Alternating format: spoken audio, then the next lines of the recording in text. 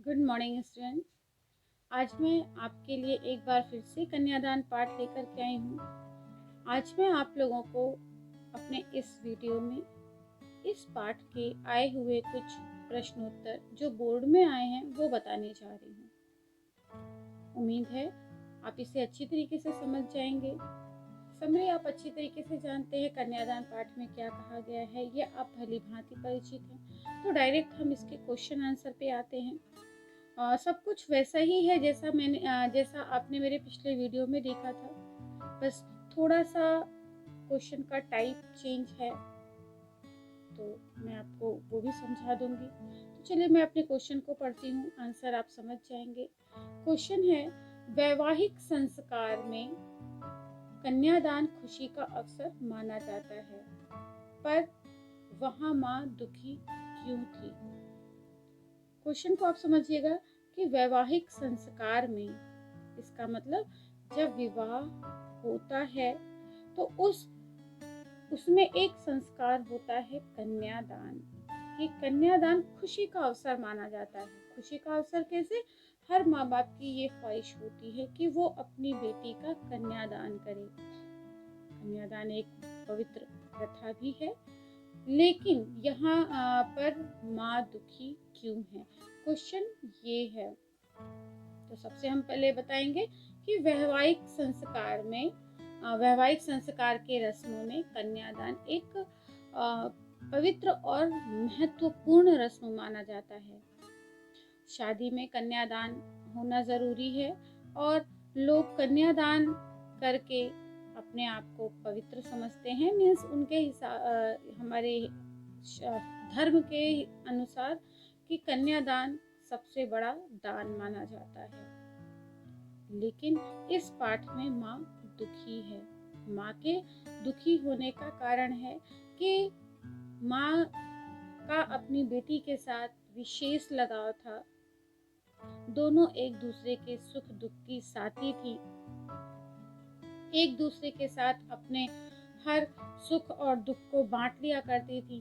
लेकिन बेटे की विदाई के वक्त माँ दुखी हो जाती है, इसलिए क्योंकि बेटी के चले जाने के बाद अब वह बिल्कुल अकेली पड़ जा रही थी। ये सोच कर के माँ बहुत दुखी हो रही थी। माँ ने अपनी बेटी को अंतिम पूंजी कहा। अंतिम पूंजी मीन्स कि माँ के लिए उसकी बेटी उसकी अंतिम पूंजी थी, उसके सुख दुख की साथी थी। इसलिए कन्यादान के वक्त माँ बहुत दुखी थी। अगला क्वेश्चन है, लड़की की माँ की चिंता के क्या कारण थे? लड़की की माँ की चिंता के क्या कारण थे? देखिए यहाँ पे जो छोटी बच्ची थी उसकी माँ की चिंता के कारण क्या थे? मीन्स माँ चिंतित क्यों थी? तो काफी रीजंस ऐसे थे जिसकी वजह से माँ काफी चिंतित थी। सबसे पहले हम बताएंगे कि लड़की बहुत ही नादान और भोली थी, इस वजह से भी माँ चिंतित थी। लड़की को दुनियादारी की समझ नहीं थी, इसलिए भी माँ चिंतित थी। उस छोटी बच्ची को शादी के बारे में पूरी जानकारी नहीं थी। मीन्स वह शादी के अच्छे पहलू को जान करके खुश थी। माँ इस वजह से भी चिंतित थी क्योंकि माँ को ये मालूम था कि बेटी को दूसरा पक्ष नहीं मालूम है। दूसरे पक्ष में होने वाले कर्तव्यों का पालन या फिर ससुराल पक्ष के द्वारा शोषण, मीन्स कुछ भी हो सकता है। ये सारी चीजें सोच करके माँ बहुत ज्यादा चिंतित थी। लड़की ने अपने जीवन में हमेशा सुखों को देखा था, दुख का उसे एहसास नहीं था, दुख वो जता नहीं सकती थी। ये सब सोच करके माँ बहुत चिंतित थी। हम अगले क्वेश्चन की तरफ आएंगे। कुछ तुकों और लयबद्ध पंक्तियों के आधार पर कन्या की मनोदशा स्पष्ट कीजिए। देखिए यहाँ पे क्वेश्चन आप समझने की कोशिश करेंगे कि कुछ तुकों और लयबद्ध पंक्तियों के आधार पर कन्या की मनोदशा को स्पष्ट कीजिए। कि मैंने आप लोगों को बताया था कि पाठिका थी वह धुंधले प्रकाश की, कुछ तुकों और कुछ लयबद्ध पंक्तियों। तो यहाँ पे कन्या की मनोदशा बतानी है कि वो क्या सोच रही थी। तो जैसा कि मैंने आप लोगों को बताया था कि लड़की बहुत ही खुश थी, वो बहुत ही नादान और भोली थी। उसे शादी का मतलब सिर्फ ये मालूम था कि उसका मतलब आनंदित होना होता है, उत्साहित होना होता है। वो बहुत खुश थी कि वो ससुराल में जाएगी, लोग उसकी तारीफ करेंगे, उसके सुंदरता की तारीफ करेंगे, उसे वहाँ पर पहनने के लिए अच्छे अच्छे कपड़े मिलेंगे, अच्छे ढेर सारे गहने मिलेंगे, जिन्हें पहन करके वो और ज़्यादा निखर जाएगी। तो ये सारी चीज़ें सोच करके वो बहुत ही ज़्यादा उत्साहित थी। उस लड़की की मनोदशा जो थी वो उत्साह से परिपूर्ण थी। तो यहाँ पे इसलिए कहा गया कि कुछ तुकों और लयबद्ध पंक्तियों के माध्यम से लड़की की जो मनोदशा थी वो आनंदित वाली थी, उत्साहित होने वाली थी, क्योंकि लड़की बहुत ही भोली और नादान थी। अगला क्वेश्चन है, कन्यादान कविता में ऐसा क्यों कहा गया है कि लड़की को दुख बांचना नहीं आता? आप समझ गए कि लड़की को दुख बांचना नहीं आता, ये शब्द इस पाठ में क्यों कहा गया? तो हम ये कहेंगे कि लड़की बहुत भोली और नादान थी, वो अपने माता पिता के साथ रह रही थी, उसने कभी भी दुख नहीं देखा था, हमेशा सुख ही समझा था, सुख को जताना उसे आता था। माँ बाप के साथ वो अपने तरीके से रहती थी, कभी उसने दुख का सामना नहीं किया था, तो दुख का उसे एहसास भी नहीं था, अपने तौर तरीके से ही रहती थी। इसलिए इस पाठ में कहा गया कि लड़की को दुख बांचना नहीं आता है। नेक्स्ट क्वेश्चन, आग रोटियां सेकने के लिए है, जलने के लिए नहीं, कहकर कवयित्री ने समाज पर क्या व्यंग किया है? आपने देखा इस पाठ में माँ के द्वारा लड़की को यानी उस छोटी बच्ची को ये सीख दी गई कि आग रोटियां सेकने के लिए है, जलने के लिए नहीं।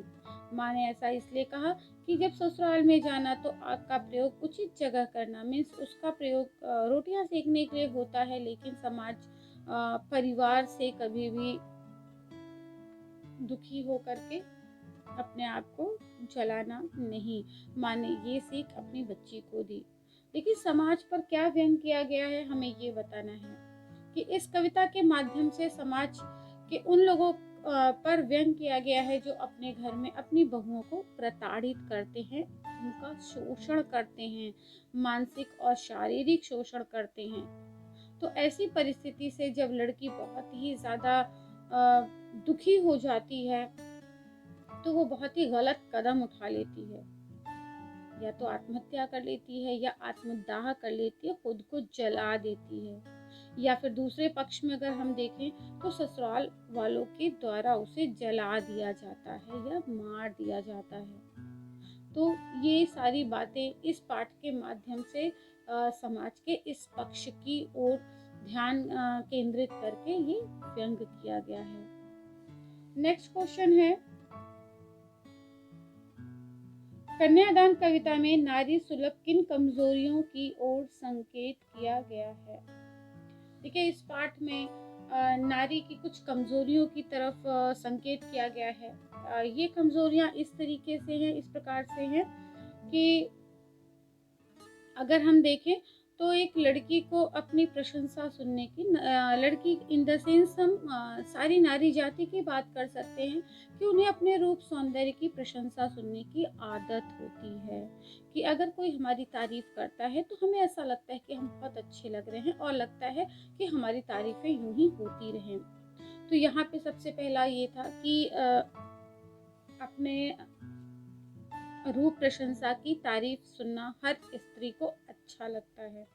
फिर दूसरा बताया कि अपने आप को सुंदर दिखने के लिए वो तरह तरह के यत्न करती हैं, प्रयत्न करती हैं, मीन्स अपने आप को सजाती हैं, संवारती हैं और अपने आप को खुद अपने आप को देख करके वो अपने रूप पर मोहित होती हैं, जो कि उनकी कमजोरी का एक कारण होता है। फिर कि वो अपने लिए अच्छे अच्छे कपड़े और तरह तरह के गहने चाहती हैं, जिनको पहन करके वो और भी सुंदर दिखना चाहती हैं। तो ऐसी कुछ कमज़ोरियाँ हैं जिनकी ओर इस कविता में वर्णन किया गया है कि वो कभी-कभी क्या करती हैं कि अपने रूप सौंदर्य की वजह से अपने आप को इतना कमज़ोर बना देती हैं कि कमज़ोर का कहने का सेंस कि अपनी तारीफ़ सुनने के कारण वो अपने अस्तित्व को भूल बैठती हैं कि उनका वास्तविक पहचान क्या है, वो इसको इग्नोर करने लगती हैं। तो ये सारी कमज़ोरियाँ एक नारी के लिए इस कविता में बताया गया है। अगला क्वेश्चन है, कन्यादान कविता में माँ द्वारा जो सीख दी गई है वे वर्तमान परिस्थितियों में कितनी प्रासंगिक हैं। सबसे पहले आप ये क्वेश्चन समझिए कि कन्यादान कविता में माँ के द्वारा सीख दी गई है। आपने देखा कि माँ ने अपनी छोटी बच्ची को किस तरीके से सीख दी उसकी विदाई के वक्त कि ससुराल में जाना, वहाँ आग में रोटियां सेकना, खुद को मत जलाना, कभी भी अपने रूप सौंदर्य पे मोहित मत होना, क्योंकि ये स्त्री जीवन का बंधन है। वस्त्र और गहने शाब्दिक भ्रम है। तो इस तरीके की सीख माँ ने अपनी बेटी को दी कि लड़की बनना लेकिन लड़की जैसी दिखाई मत देना। अब इसमें क्वेश्चन ये किया गया है कि ये वर्तमान परिस्थितियों में कितने प्रासंगिक हैं। मतलब कि माँ ने जो वो सीख अपनी बेटी को दी जो आज के परंपरागत सीख से हट करके है, वर्तमान में, वर्तमान का मतलब फ्यूचर, प्रेजेंट टाइम में, कि अभी के टाइम में माँ ने जो सीख दी है उस कविता में, क्या ये आज के टाइम में होना चाहिए? ऐसी सीख हर माँओं को अपनी बेटियों को देना चाहिए। तो इसके लिए हम ये लिख सकते हैं कि वर्तमान के समय में इस तरीके की सीख देना प्रासंगिक है, मीन्स उचित है, क्योंकि आज का वक्त बदलता जा रहा है, जहाँ पे देखा जाए तरह तरह के अत्याचार लड़कियों के ऊपर उनके ससुराल में किए जा रहे हैं, उनका शोषण किया जा रहा है, उनका मानसिक मतलब उनके साथ मानसिक अत्याचार, शारीरिक अत्याचार, हर तरीके का शोषण हो रहा है। तो उस शोषण को देखते हुए, समाज में फैली हुई इस बुराई को देखते हुए हर माँ को अपनी बेटी को ससुराल भेजते समय ऐसी शिक्षा ज़रूर देनी चाहिए ताकि वो लड़कियाँ जागरूक हो सकें, वो गलतियाँ करने से बच सकें। अगर हर लड़कियों को उनकी माँ की तरफ से, मतलब माता पिता की तरफ से अगर ये सपोर्ट मिलता है तो देखा जा सकता है कि हमारे समाज में काफ़ी हद तक जो इस किस्म की बुराई फैली हुई है वो ख़त्म की जा सकती है।